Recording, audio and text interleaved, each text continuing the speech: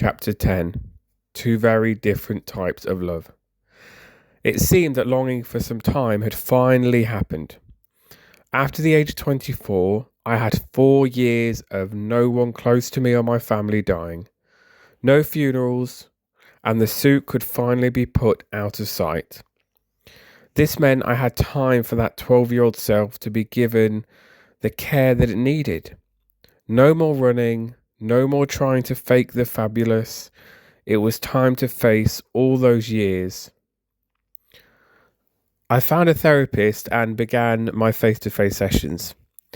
In therapy, I could open up to someone out of the circle, which meant I could let my guard down. It felt like that 12-year-old me, the 12-year-old me from all those years ago, could finally start to speak, could finally start to express what they felt, and they could be given that care.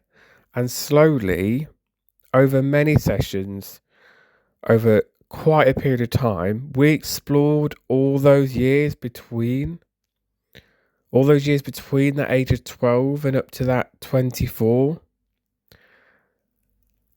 And it was very heavy.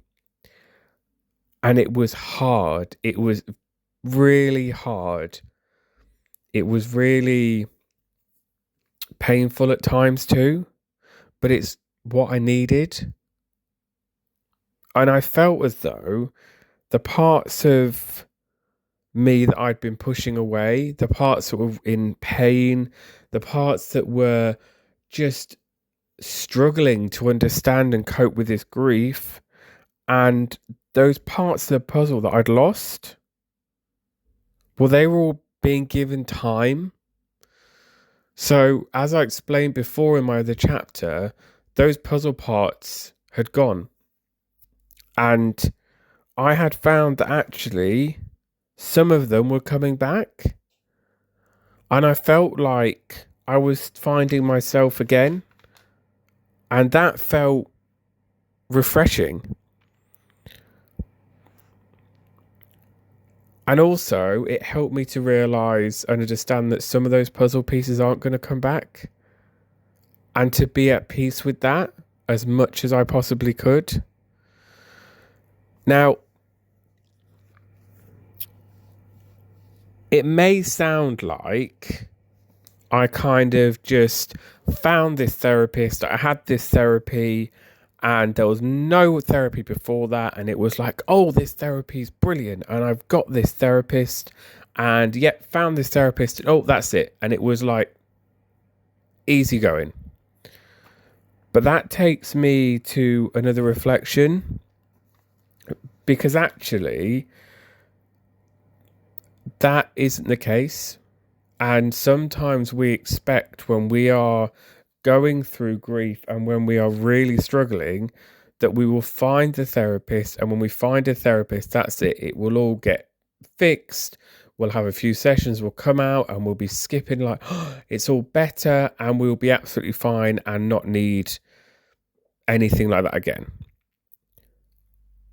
But that's not the case, because before I had this therapist, this particular therapy that I really benefited from, because I just felt like it was my kind of therapy. It was a lot of talking therapy, which, as you probably guessed from this audiobook, I like to talk and I like to talk about emotions. And I like to talk about how I'm feeling, even though I say that. But on reflection, I like it now, but it took me a while to get to that point. So before this therapist, when I was 24, I had gone to various different therapists between my time at uni. So I'd gone to see a whole range of therapists. They were mostly all talking therapists. There was some CBT as well, but it took me a while to find that therapist that worked for me. And that's what I took from therapy, that it's really important that you find that therapist that you have a connection with. Because you have to form that connection with them to be able to really delve into those really hard topics. And you have to trust them. And you have to have that relationship of trust that takes time to build. And it's okay to go to different therapists until you find the one that suits you. Because, like I said, you need to have that connection because it needs to delve deep. And I learned that in therapy, that if it didn't delve deep enough for me, but also then you have that therapist that you connect with that also is able to give you those tools properly, and you can actually come back from delving deep. That's really important too. But if you don't have that, it won't quite have that same effect. So I think that's another reflection to take away, that if there is anybody listening to this that feels like, oh, I tried therapy and I just didn't get along with that therapist and it just didn't work for whatever reason, that's it, it's not going to work. Keep going and keep trying. I know from when I've done therapy, there is a list of licensed therapists that you can get. I can't quite remember where. I would have to research that a little bit and ask a family member who's a therapist, and I can put it at the end of the book. But yes, please, reach out and use that. So 4 years had passed. And in these 4 years, from that age 24, those 4 years that have come after, I met my future husband. I moved over 100 miles away from my hometown and found the LGBTQ plus community that I've been longing for so many years. And it felt like things were starting to go into place and things were starting to settle in terms of that I'm starting afresh. And I'm having this break, this 4 years of not having anybody die.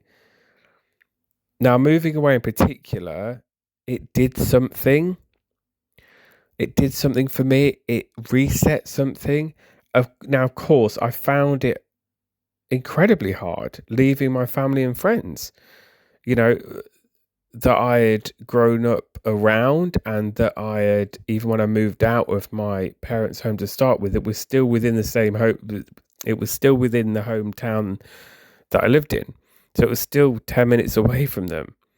So leaving my family and friends and knowing that I can't just nip 10 minutes down the road to see my best friend, I can't nip 10 minutes down the road to see my mum and my dad, was really, really difficult.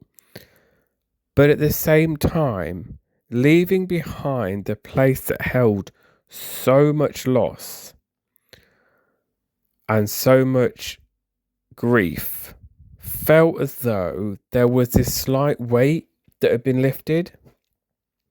And it felt quite cathartic that I could leave some of that weight back home. Now, I did naively, to start with, go in with a little bit of, oh, I'm going to completely leave this all behind. And then I started to realize that I can't, because again, like I said in another chapter, you can't run from it. You can't just keep running away from that grief. It has to be something that you go on a journey with. So things felt different. Then 2022 hit. And at this point, I was 28. And if I'd known what was going to come up, I don't think I would have wanted to face 2022 at the age of 28. Because this was a year that broke my heart more than I could ever see, though it would not be the most painful year on this journey that we're on. but it was definitely one of the most painful years. Because in that year, at 28, death decided to take two incredibly close people in my life, in my friend's life, in my family life, in my family's life. And by this point, I'd lost 15 people. My family had lost 15 people. But as I said, this year, with these two particular people, it was incredibly hard and incredibly traumatic, because both seemed to be taken in ways that seemed incomprehensibly cruel. They were both taken far too young, with one being the same age as me at that time and one only a few years younger. And at 28, cancer took them from us. And both I'd loved in very different ways. The first I'd loved for many years.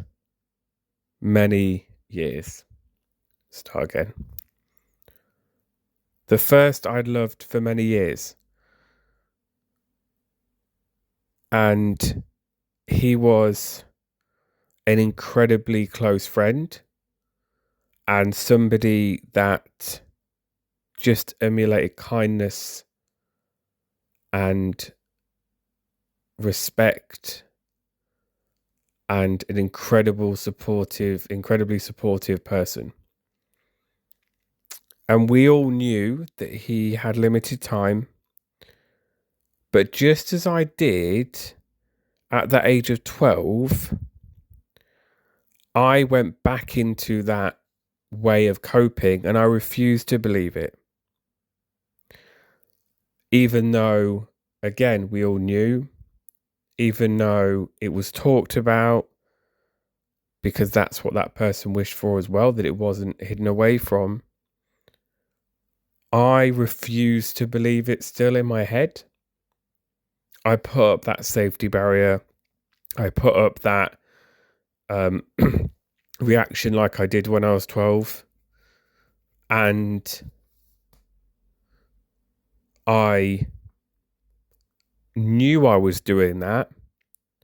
But for whatever reason, at that point in time, because it was so painful, I couldn't take myself out of that thinking. And that even happened right up until those final days. It still was there, that strong sense of it's going to be fine. Something's going to change. And then my husband got the call that we all knew was coming. And as he told me, it felt as though my world had imploded on itself. And this grief was unlike anything before, or so I thought at the time. But it rippled through me, first of all quite slowly, and then it was just like it was ripping me apart. And it felt just agonizing. And you can probably tell from my voice that it is still quite agonizing.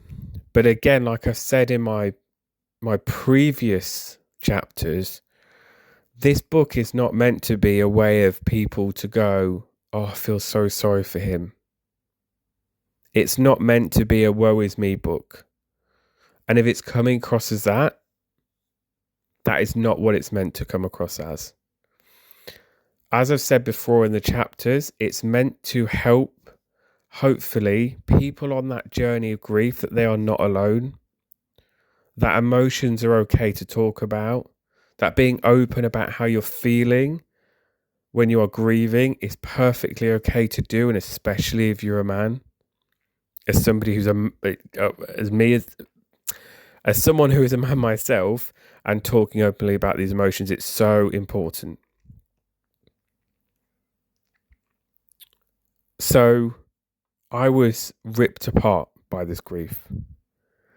But then only 3 months later, so barely enough time to understand and to process and to just realize that things were very different and this person wasn't in our lives anymore, and that we couldn't wrap our heads around.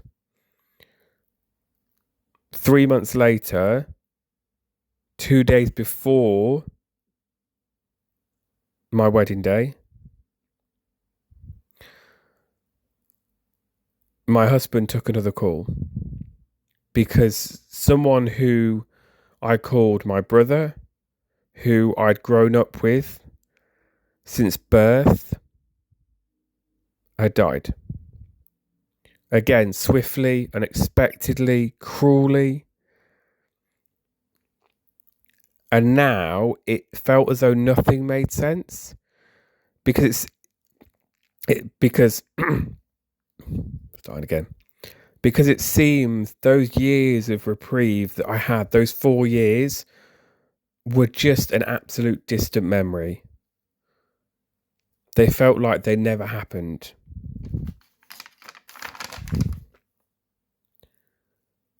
And even though we'd experienced as a family, my friends, me, my husband, experienced his loss, and it was so close to our wedding day, the wedding went ahead from the wishes of him and us. And even though my heart was broken, it was full at the same time. And that's a reflection on grief that I think is important, that I may have mentioned before. So if I repeated myself, I apologize. But it's something that I think is important to sort of share again if I have. When you are grieving, you can have both. You can have that heart full and that heart empty, because it can be full of love and joy that you had that person and that they were in your life, but empty because they're not there anymore. And that can be really hard to navigate, but it's okay to have those feelings.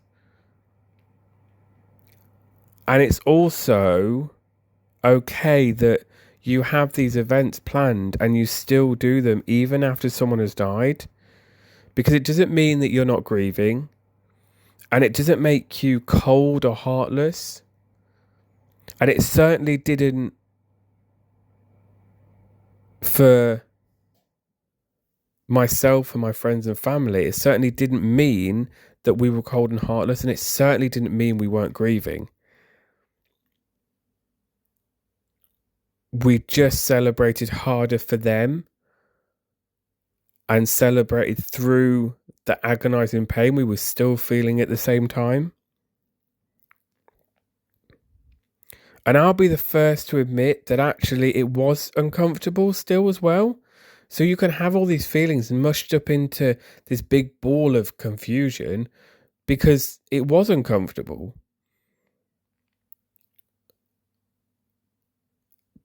And that's because those around me were in that grief as well. We were all in that grief. And the grief was so strong and so powerful because of so much love for these individuals that it left me, and I'm sure lots of people around me and our support network, exhausted. And in the months that followed, I started to go back into that old mentality that I had, that mentality that I've discussed in a previous chapter. Those questions that were said sort of sarcastically, by me, when me and my brother were having that conversation in our parents' kitchen. That mentality came back. Those meerkats were, there was no room for any more, I don't think, by this point, because there was so many of them that were just scanning and on alert. Because those questions came up of, who's next? And my God, was I in for an utter shock of what was to come.